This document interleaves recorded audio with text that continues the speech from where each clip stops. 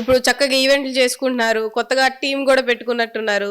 ఎట్లుంది లైఫ్, ఎట్లుంది? Happy? Super అండి, మస్తుంది. మీ టీం వాళ్ళ గురించి చెప్పండి. మీ టీం మా టీం ఒకటి చెప్పనా, చాలా మంది మీ టీం అంటారు. సినిమా ఉందండి, సినిమాలో ఎవరు మేను, చిరంజీవి, బాలకృష్ణ, వీళ్ళంతా ఒక పిల్లరేగా పిల్లరు, వాళ్ళంతా ఒక మెంబర్స్. వాళ్ళని ఏమంటారు, వాళ్ళ ఒక టీం అంటారా అనరా. మా సెషన్లో ఫోటోలు ఉంటాయి. టీవీకి వచ్చేయండి. టీవీలో ఎవరు, ఈ ఐఫరాది, సుధా, వీళ్ళందరూ ఒక టీము. సోషల్ మీడియా అండి, సినిమానన్నా చూడగా కానీ సోషల్ మీడియా ప్రతి ఒక్కటి చేతిలోనే ఉంటుంది. మాకు ఒక టీం ఉండడం తప్పే ఉంది.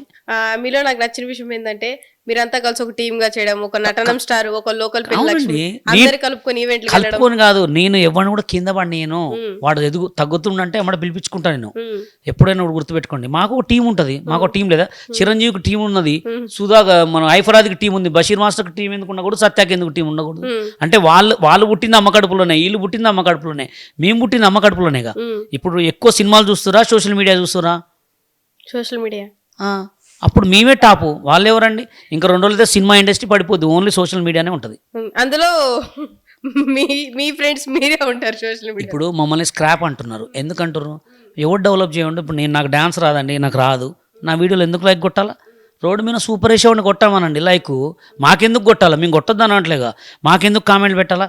రోడ్డు మీద అక్కడ ఒకడు ఆ పానీపూరి బండి కాడ ఇట్లా అంటుంటాడు, వాడిని లేపండి, వాడిని స్టార్ట్ చేయండి.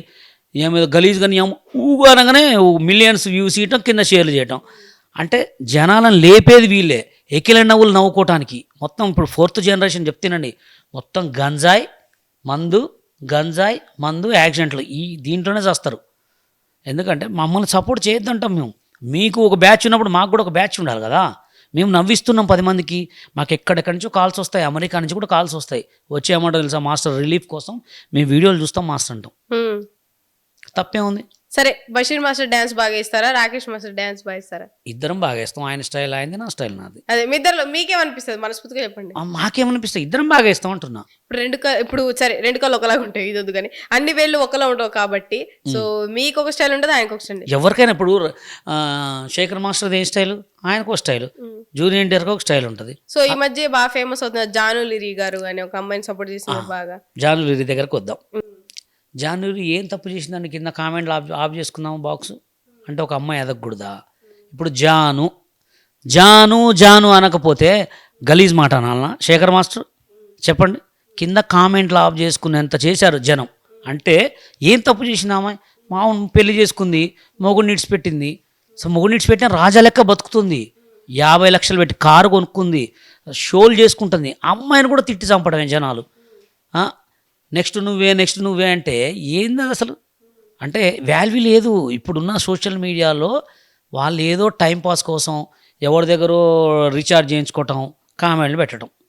అమ్మాయి ఏం చేస్తున్నది కాదు. సరే, బషీర్ మాస్టర్కే పెడతారు, గుంటి నాగరాజుకి పెడతారు, సత్యాకి పెడతారు, నాకు పెడతారు అంటే పెట్టుకొని అంటున్నాం. జానురి ఏం చేసిందండి పాపం?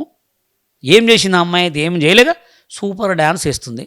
దానికి సూపర్ అంటే కామన్. జాను సూపర్ అంటే కూడా నెక్స్ట్ నువ్వేరా ఏందది?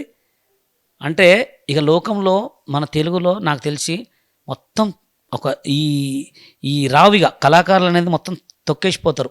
ఇంకోటి కూడా చాలామంది లేడీసు రీల్స్ ఎందుకు చేసుకుంటారంటే, చిన్న వయసులో భర్తలు చనిపోయిన వాళ్ళు, లేకపోతే వాళ్ళ ఫ్యామిలీలో ఏమి లేక అసలు వాళ్ళకి ఇక అంటే రిలీఫ్ కోసం వీడియోలు చేసుకుంటారు. వాళ్ళ వీడియోలు కింద ట్రోల్ చేసుకొని, కామెంట్స్ పెట్టుకొని, గలీజ్ మాటలు చేసుకొని ఎంత చిల్లర చేస్తారంటే అది చాలా తప్పు. పట్టుకొని కొట్టంగానే అన్న సారీ అన్న తప్పైందన్న, ఇది తప్ప వేరే లేదు. ఇక అంటే ఇక రాను కళాకారులు చచ్చిపోతారు అనుకుంటున్నాను నేనైతే. ఎందుకంటే మరి ఇంత ఘోరమా? కామెంట్స్ పెడితే కొంచెం ఫన్నీ ఉండాలండి, కామెంట్స్ పెడితే కొంచెం వాల్యూ ఉండాలి. ఎవరిని పడితే వాడిని గలీజ్ తిట్టాడు అంటే వాడికి లేదమ్మ, వాడికి లేదక్క, వాళ్ళ అమ్మ ఆడదే, వాళ్ళ అక్క ఆడదే, వాళ్ళ చెల్లె ఆడదే. అవునా కదా?